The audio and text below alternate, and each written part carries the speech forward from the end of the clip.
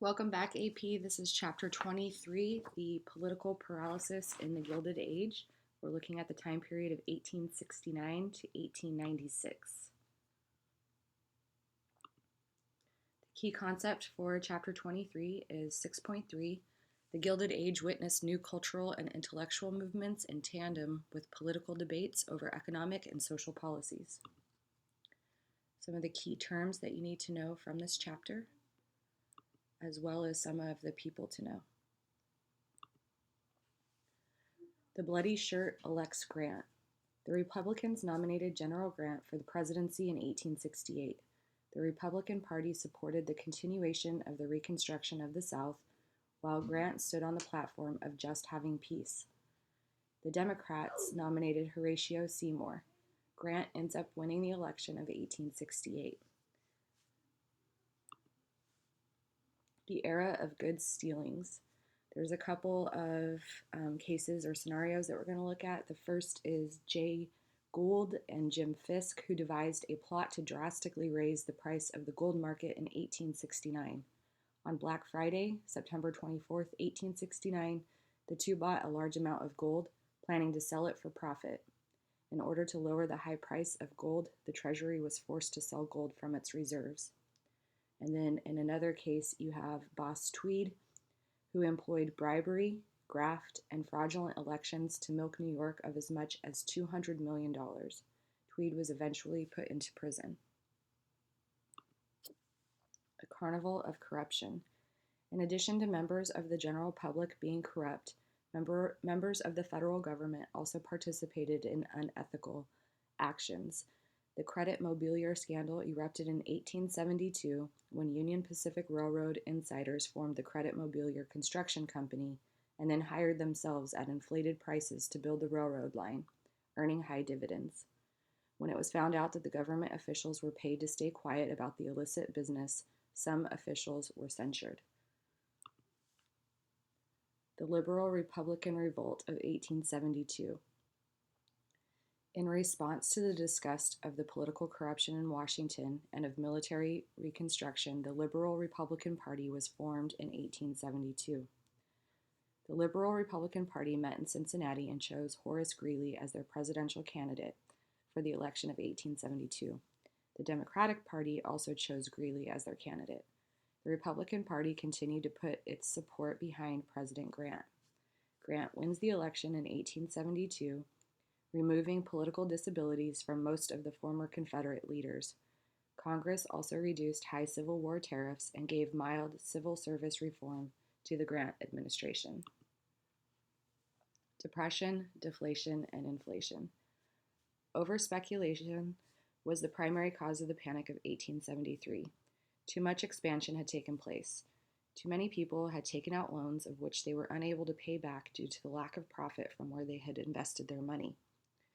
Due to popular mistrust of illegitimate dealings in the government, inflation soon depreciated the value of the greenback.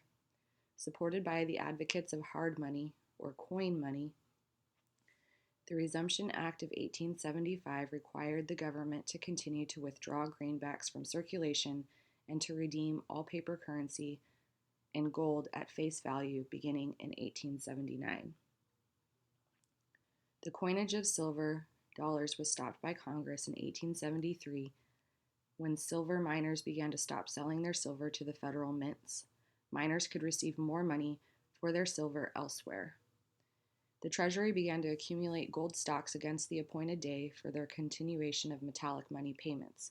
This policy, along with the reduction of greenbacks, was known as contraction. When the redemption day came in 1879 for holders of greenbacks to redeem their greenbacks for gold, few did. The greenback's value had actually increased due to its reduction in circulation. The Republican hard money policy had a political backlash and helped to elect a Democratic House of Representatives in 1874. Politics in the Gilded Age. Throughout most of the Gilded Age, a name given to the 30-year period after the Civil War and was coined by Mark Twain, the political parties in the government had balanced out. Few significant economic issues separated the Democrats and the Republicans.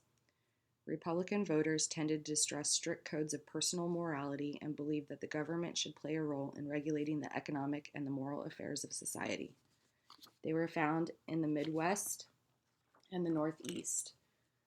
Most Republican vote came from the Grand Army of the Republic, a politically active fraternal organization of many Union veterans of the Civil War. A stalwart faction led by Roscoe Conkling supported the system of swapping civil servant jobs for votes, which is giving someone a job if they vote for a specific party or cause, also known as the spoil system. Opposing the stalwarts were the half-breeds, who was led by James G. Blaine. The main disagreement between the two groups was over who would give the jobs to the people who voted in their favor. The Democrats were immigrant Lutherans and Roman Catholics who believed in toleration of differences in an imperfect world. They also opposed the government imposing a single moral standard on the entire society. Democrats were found in the South and in the northern industrial cities. The role of government during the Gilded Age, as you can see outlined here, the government did very little at home. The main duties of the federal government from 1870 to 1900, you can see some of them: delivering mail, maintaining the military, collecting taxes and tariffs, conducting foreign policy. It was also a time where party bosses ruled, which is the corruption in the government. The Hayes-Tilden Standoff and the Compromise. Congress passed a resolution that reminded the country and Grant of the two-term tradition for presidency, after Grant was speculating about running for a third term. The Republicans chose Rutherford B. Hayes as their presidential candidate for the election of 1876. The Democrats chose Samuel J. Tilden. In the election, Tilden won the popular vote, but was one vote shy from winning in the Electoral College. The determining electoral votes would come from 3 states, Louisiana, South Carolina, and Florida, who had each sent 2 sets of ballots to Congress, one with the Democrats victorious and the other with the Republicans victorious. There was no winner in these states. It was necessary to find the true political party winner of the states, although it was unknown who would judge the winner of the states because the President of the Senate was a Republican and the Speaker of the House was a Democrat.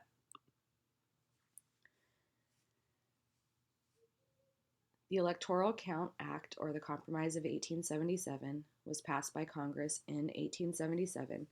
It set up an electoral commission consisting of 15 men selected from the Senate, the House of Representatives, and the Supreme Court. It was made to determine which party would win the election. The committee finally determined, without opening the ballots from the 3rd disputed states, that the Republicans had been victorious in the disputed ballots from the 3 states, giving the Republicans the presidency. The Democrats were outraged at the outcome, but agreed that Republican Hayes could take office if he withdrew the federal troops from Louisiana and South Carolina. With the Hayes-Tilden deal, the Republican Party abandoned its commitment to racial equality. The Civil Rights Act of 1875 supposedly guaranteed equal accommodations in public places and prohibited racial discrimination in jury selection. The Supreme Court ended up ruling most of the act unconstitutional, declaring that the 14th Amendment only prohibited government violations of civil rights, not the denial of civil rights by individuals. The birth of Jim Crow in post-Reconstruction South. As Reconstruction had ended in the South, white Democrats resumed their political power in the South and began to exercise their discrimination upon blacks. Blacks were forced into sharecropping and tenant farming. Through the crop lien system, small farmers who rented out land from the plantation owners were kept in perpetual debt and forced to continue to work for their owners. Eventually, state-level legal codes of segregation, known as Jim Crow laws, were enacted. The Southern states also enacted literacy requirements, voter registration laws, and poll taxes to ensure the denial of voting for the South's black population. The Supreme Court ruled in favor of the South's segregation in the case of Plessy v. Ferguson in 1896. declaring that separate but equal facilities for blacks were legal under the 14th Amendment. This will come up again when we start discussing the civil rights movement in the 50s and 60s. Class conflicts and ethnic clashes. Following the Panic of 1873 and the resulting Depression, railroad workers went on strike after their wages were cut by President Hayes. The strike failed, exposing the weakness of the labor movement. Masses of immigrants came to the United States in hopes of finding riches, but many were dismayed when they found none. They either returned home or remained in America and faced extraordinary hardships. People of the West Coast attributed declining wages and economic troubles to the hated Chinese workers. To appease them, Congress passed the Chinese Exclusion Act in 1882, halting Chinese immigration into America.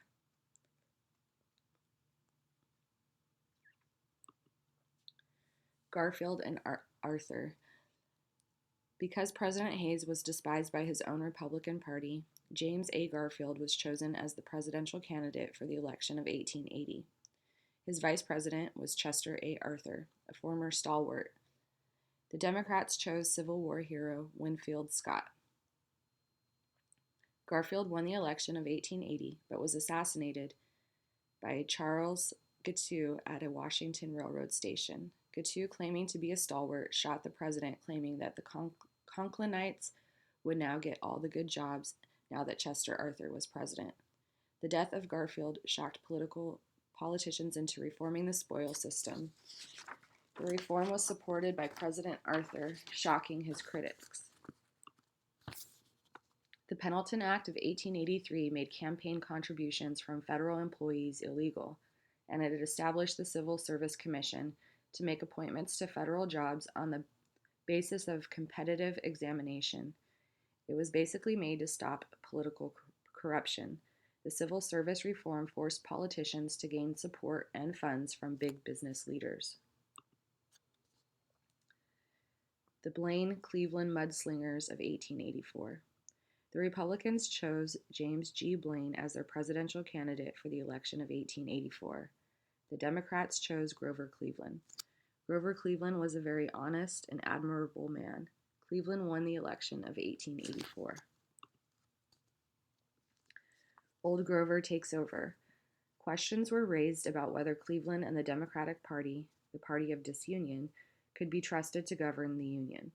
Cleveland replaced thousands of federal employees with Democrats. Cleveland summed up his political philosophy when he vetoed a bill in 1887 to provide seeds for drought-ravaged Texas farmers, stating that the government should not support the people. The Grand Army of the Republic lobbied hundreds of unreasonable military pension bills through Congress, but Cleveland vetoed many of the bills.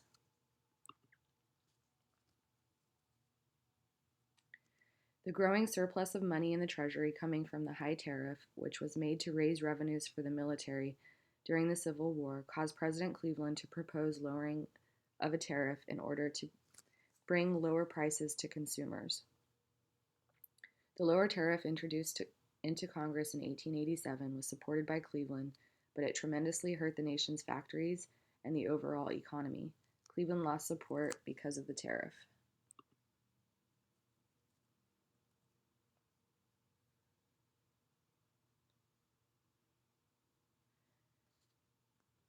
When Democrats were prepared to stop all House business, the Speaker of the House, Thomas B. Reed, took control of the intimidated the House with his will. The billion-dollar Congress, named for its lavish spendings, gave pension to Civil War veterans and increased government purchase on silvers when it passed the McKinley Tariff Act of 1890.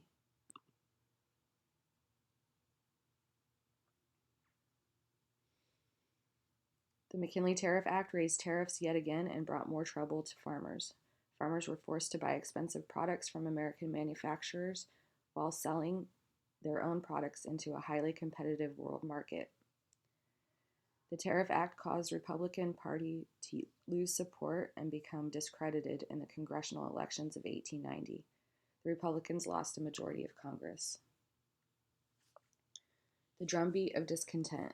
The People's Party, or the Populists, formed from frustrated farmers in the agricultural belts of the West and the South. The Populists demanded inflation through free and unlimited coinage of silver. They also called for a graduated income tax, government ownership of the railroads, telegraph and telephone, the direct election of United States senators, a one-term limit on the presidency, the adoption of the initiative of referendum to allow citizens to shape legislation more directly, a shorter workday, and immigration restriction.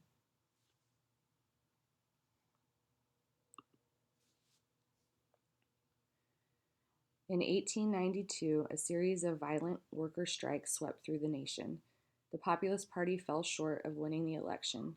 One of the main reasons was that the party supported and reached out to the black community. Its leaders, such as Thomas Edward Watson, felt that a black man had every right to vote. The Populist Party counted on many black votes from the South. Unfortunately, many Southern blacks were denied the right to vote due to literacy tests. The Southern whites voted against the party due to the party's equal rights views towards blacks.